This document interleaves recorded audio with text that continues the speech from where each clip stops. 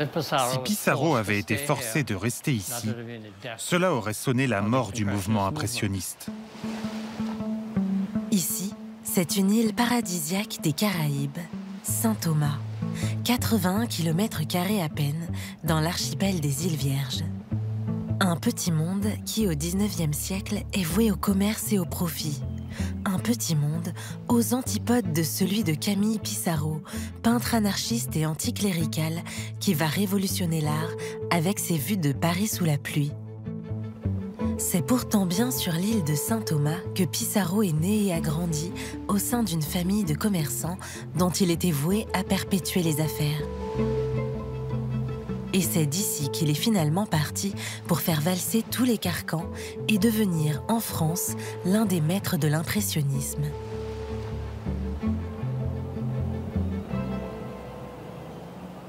Quand Jacob Abraham Camille Pissarro y voit le jour en 1830, l'île de Saint-Thomas est un comptoir danois et Charlotte Amalie, sa capitale, en est la vitrine.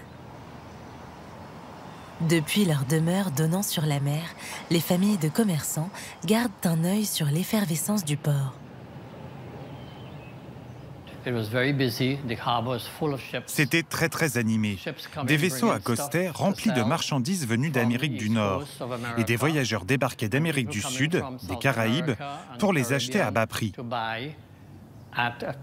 Le seul objectif était de faire de l'argent pour le Danemark. Tout comme celle des voisins, la maison des Pissarro est entièrement dédiée au commerce. C'était une maison typique de marchand, avec au rez-de-chaussée le commerce, et ils vivaient à l'étage. On peut voir que c'était une maison prospère, avec toute cette décoration, avec ses couleurs vives, comme celles des Bougainvilliers. Les Pissarro n'étaient pas pauvres, ils étaient même fortunés. Dans ce monde où l'argent est roi, l'avenir du jeune Pissarro, septième d'une fratrie de 8 frères et sœurs, est déjà écrit. Son père le voyait comme son successeur à la tête de l'entreprise familiale. Mais lui, ça ne l'intéressait pas du tout. Il ne voulait pas faire ça.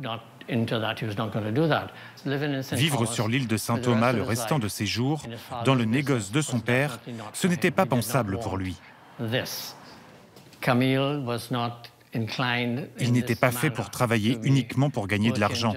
Il voulait créer quelque chose de beau. Il détestait cette vie. Il détestait la vie dans laquelle il était né.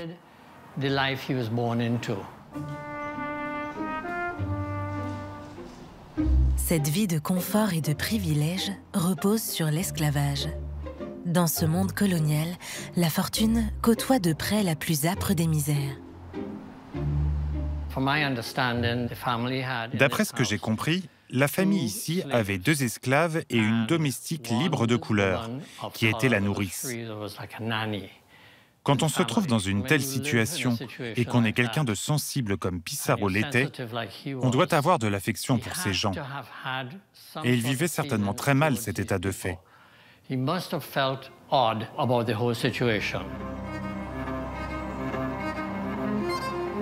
Cette affection et ce sentiment d'injustice deviennent le terreau d'une conviction radicale que Pissarro gardera toute sa vie chevillée au corps, l'anarchisme. Le rejet de toute forme d'autorité s'accompagne d'un anticléricalisme profond, né de la rébellion contre son éducation religieuse. La synagogue, qui se trouve à quelques centaines de mètres de la maison familiale, constitue alors un des 3 lieux de culte de l'importante communauté juive de Charlotte Amalie. Les Juifs jouent un rôle de premier plan sur cette île danoise, plus tolérante que ses voisins caribéens. C'était l'épicentre de la communauté juive ici, avec beaucoup de familles qui venaient. Pour eux aussi, le commerce était l'occupation principale. Donc il n'y avait pas de problème entre les Juifs et les autres communautés. Mais au sein de la communauté juive, les interdits religieux sont nombreux. Les Pissarro l'ont appris à leurs dépens. Il y a une histoire scandaleuse. Ses parents voulaient se marier à la synagogue. Mais la communauté juive a refusé cette union, Parce que la femme que le père de Pissarro voulait épouser avait été d'abord mariée à son oncle, mort quelques années auparavant. Et c'est une forme d'union interdite par la Torah. Et donc je peux imaginer Pissarro à la fois exposé à des idées libérales et se sentant très mal à l'aise dans cette communauté qui acceptait mal la différence.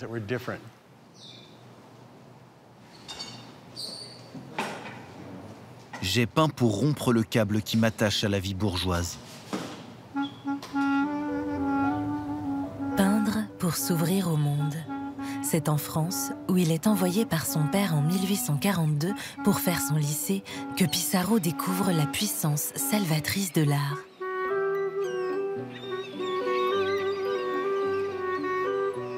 Ces croquis de jeunesse qui noircissent des pages entières de cahiers à son retour à Saint-Thomas en 1847 renversent l'ordre établi.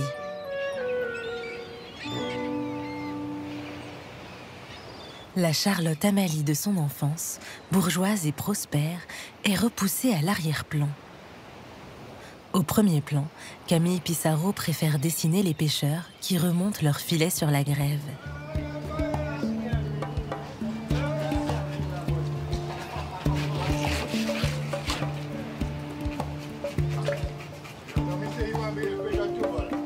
C'est au port de pêche de Frenchtown que Pissarro déniche l'autre visage de sa ville, aux antipodes de celle de son enfance.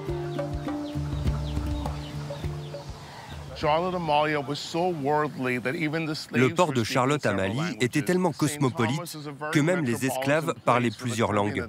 Cette possibilité d'apprendre, cette ouverture aux influences internationales, c'est quelque chose qui existe encore de nos jours. Les gens du monde entier passaient par ici. C'était un endroit merveilleux pour échanger des idées. Ce n'était pas une société de planteurs, c'était un port franc, avec des bateaux de toutes les nationalités dans le port, avec des bars, des tavernes, et partout vous pouviez discuter et vous instruire. Et Pissarro s'est immiscé parmi tout ça.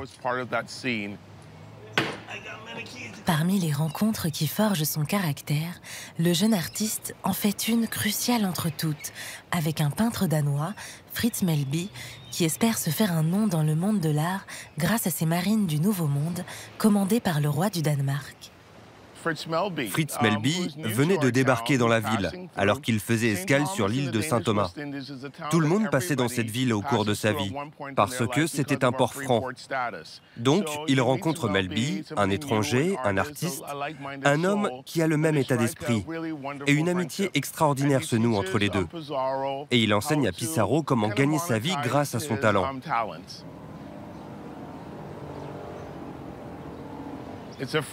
C'est un véritable coup de foudre amical. Ils ont tous les deux les mêmes centres d'intérêt, la même façon de voir le monde et de le transmettre. Melby avait une éducation classique et Pissarro partageait avec lui une certaine vision de la peinture. Dans leur atelier, que Pissarro immortalise par ce dessin, les deux amis détonnent par leur conception révolutionnaire de l'art et des représentations du quotidien bien loin de l'académisme du moment.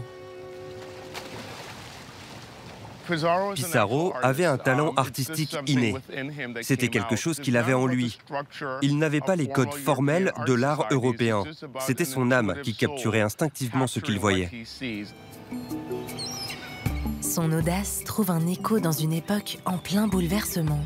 Avec l'abolition de l'esclavage en 1848, l'ordre social est refondé. Un vent de liberté souffle désormais sur l'île de Saint-Thomas. Et Pissarro dépeint ce monde en pleine métamorphose. Il peignait en dehors des sentiers battus. Il ne peignait pas ceux de sa classe sociale, il peignait des Noirs. Et il les représentait dans toute leur dignité. Ces toiles racontent leur travail et leur quotidien, à l'opposé des thèmes élitistes traditionnels. Bénis soient ceux qui voient des merveilles dans d'humbles endroits, là où d'autres n'y voient rien. Et quoi de plus humble que la grève à l'extrémité du port, et de plus simple que ces deux femmes bavardant sur la plage, saisies dans leur quotidien ordinaire, sans recherche d'exotisme ni de pittoresque. Les femmes de cette époque portaient un kata, un tissu enroulé autour de la tête. Ça formait un coussin sur lequel elles posaient un grand plateau pour transporter au marché de la nourriture, du charbon, tout ce qu'elles pouvaient vendre. Ce n'était pas quelque chose qu'un homme issu de la bourgeoisie aurait peint habituellement. Ce bouleversement dans le choix des sujets s'accompagne d'une innovation qui transforme le travail des peintres. Dans les bagages de Fritz Melby, Pissarro découvre les tubes de peinture à l'huile inventés quelques années plus tôt qui lui permettent de s'affranchir de l'espace confiné de l'atelier et de partir à la rencontre de son île. Il aimait sortir dans la nature, et on sent que c'est en grandissant aux îles Vierges qu'il a su capter la lumière, car c'est ce qu'on voit, l'éclat du soleil, le ciel bleu, les eaux cristallines. Plus que partout à Saint-Thomas, les eaux cristallines bercent de leur ressac la baie de France dans le sud de l'île.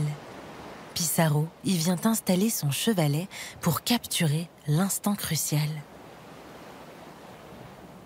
Voilà, là, le soleil est en train de décliner. Pendant l'heure et demie qui vient, vous allez voir l'évolution des nuages, des lumières, le contre-jour, les reflets. Le soleil va descendre, et puis il va disparaître ensuite, et laisser place à une sorte de halo. Ça commence en bas, puis ça monte avec des violets profonds et intenses, des rouges violacés et une sorte de jaune orangé. Et ça continue à évoluer pendant 1 heure encore.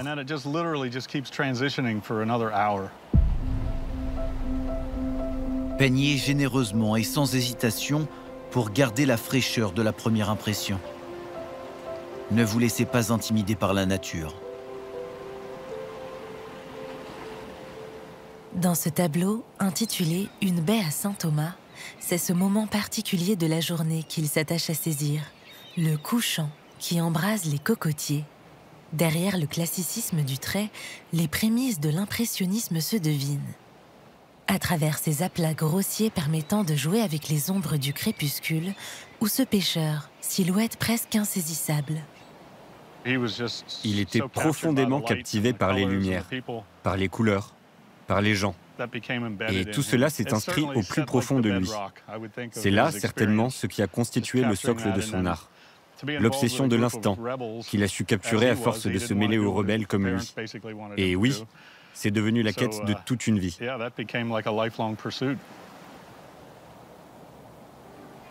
Pour accomplir cette quête, Pissarro tourne définitivement le dos à l'île de Saint-Thomas à l'âge de 25 ans.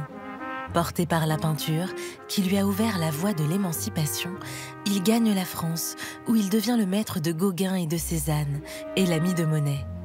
À tous, il transmet un peu des lumières et des couleurs des Caraïbes, et son obsession pour la peinture, de la première impression.